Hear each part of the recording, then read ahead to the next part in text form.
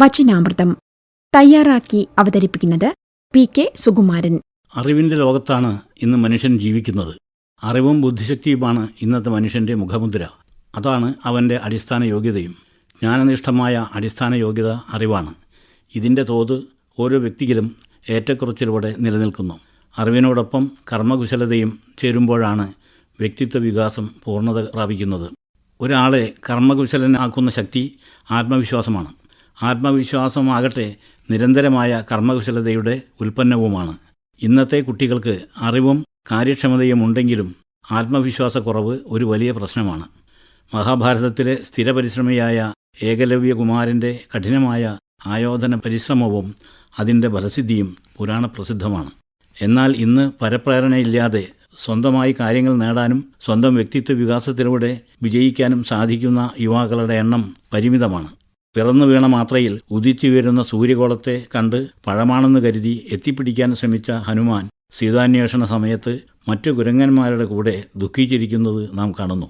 സ്വന്തം കഴിവുകളെക്കുറിച്ചുള്ള ബോധം ഒരു വേള നഷ്ടപ്പെട്ടതാണ് ഇതിന് കാരണമെന്നും, എന്നാൽ ജാംബവാന്റെ ഒരു ഓർമ്മപ്പെടുത്തൽ മതിയായി തൻ്റെ ശക്തിയും കഴിവും തിരിച്ചറിയാൻ ഹനുമാന്. തിരിച്ചു കിട്ടിയ അജയ്യ ശക്തി എന്തെന്ത് പരാക്രമങ്ങളാണ് ആ വാനരവീരനെ കൊണ്ട് ചെയ്യിച്ചതെന്ന് രാമായണം സാക്ഷ്യപ്പെടുത്തുന്നു. അമിതമായ അറിവും അനുഭവസമ്പത്തുമുള്ള മനുഷ്യൻ വേണ്ടത്ര കാര്യക്ഷമതയോടെയല്ല ഇവ പ്രയോജനപ്പെടുത്തുന്നത് എന്നത് ഒരു വസ്തുതയാണ്. പ്രകൃതി വിഭവങ്ങളെപ്പോലെ മനുഷ്യൻ്റെ കഴിവുകളുടെ വിനിയോഗത്തിലും കുറവ് അനുഭവപ്പെടുന്നുണ്ട്. അതിവേഗം ബഹുദൂരം പറക്കുന്ന പക്ഷികൾ മനുഷ്യനെ കടത്തിവെട്ടുന്നു, വിസ്മയിപ്പിക്കുന്നു. സ്വന്തം കഴിവ് പ്രകടിപ്പിക്കാനുള്ള അവയുടെ ആത്മവിശ്വാസം നമുക്കൊരു മാതൃകയാണ്. ഉയർന്നു പറക്കുമ്പോഴും താഴെ വീഴുമെന്ന പേടി പക്ഷികൾക്കുണ്ടാവുന്നില്ല. നമുക്ക് നമ്മോട് തന്നെ ഉണ്ടാവുന്ന വിശ്വാസമാണ് ആത്മവിശ്വാസം. ഒരാളുടെ ആത്മവിശ്വാസം അയാളുടെ എല്ലാ പ്രവൃത്തികളിലും നിഴലിക്കുന്നതാണ്. അത് ക്രിയാത്മകതയെ ഉദ്ദീപിപ്പിക്കുകയും ജീവിതം കർമ്മനിരതമാക്കുകയും ചെയ്യുന്നു. ആധ്യാത്മികത മനുഷ്യൻ്റെ ഉള്ളിലെ ആന്തരിക സംഘർഷം ലഘൂകരിക്കുകയും അതിലൂടെ മാനസിക സ്വസ്ഥത കൈവരിക്കുകയും ചെയ്യുന്നു. നമ്മുടെ കഴിവുകൾ കാര്യക്ഷമമായി പ്രകടിപ്പിക്കാനുള്ള ഒരു മാനസികാവസ്ഥ ആത്മവിശ്വാസം നമുക്ക് തരുന്നുണ്ട്. ഒരു കൊച്ചു കവിത അക്ഷരത്തെറ്റ് കൂടാതെ സഭാകമ്പമില്ലാതെ ചൊല്ലാൻ ഒരു കുട്ടിയെ പ്രാപ്തനാക്കുന്ന ശക്തി അവൻ്റെ ആത്മവിശ്വാസമാണ്. നമ്മുടെ ഉള്ളിലെ കഴിവുകൾ കാര്യക്ഷമമായും നിർഭയമായും പ്രകടിപ്പിക്കാനുള്ള മാനസികാവസ്ഥ തരുന്ന പ്രചോദനം ആത്മവിശ്വാസം ഒന്നു മാത്രമാണ്. ആത്മവിശ്വാസത്തെ വർദ്ധിപ്പിക്കുന്ന രണ്ടു ഘടകങ്ങളാണ് ശ്രദ്ധയും ഭക്തിയും. വിഷാദഭാവത്തിനും വിരസതയ്ക്കും പ്രധാന കാരണം ആത്മവിശ്വാസക്കുറവും നിഷേധാത്മക സമീപനത്തിൻ്റെ ആധിക്യവുമാണ്. ഒറ്റപ്പെടുന്നവർക്കും ഏകാന്തപഥികർക്കും ആത്മവിശ്വാസം കുറഞ്ഞതായി കണ്ടേക്കാം. എന്നാൽ മൗനവും ഏകാന്തതയും ആത്മവിശ്വാസം വർദ്ധിപ്പിക്കാനുള്ള വഴിയായി കാണുന്നവരുമുണ്ട്. കഴിവും കഴിവുകേടും നമ്മുടെ കുടപ്പിറപ്പുകളാണ്. എന്നാൽ ശക്തിയും ദൗർബല്യങ്ങളും നമ്മുടെ ഉള്ളിൽ തന്നെയുള്ളതാണ്.